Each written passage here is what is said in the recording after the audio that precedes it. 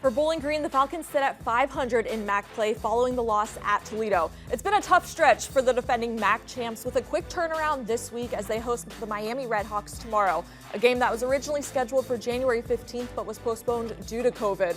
On the bright side, though, for Bowling Green, there are plenty of lessons learned from Saturday as they look ahead.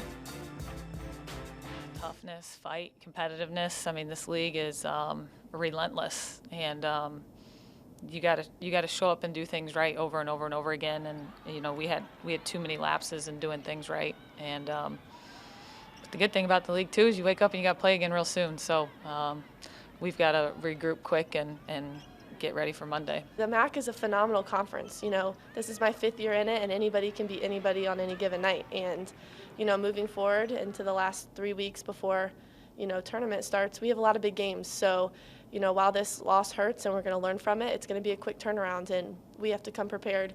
You know, we're playing Monday, a couple 3-game weeks, and just be prepared to give everything we have.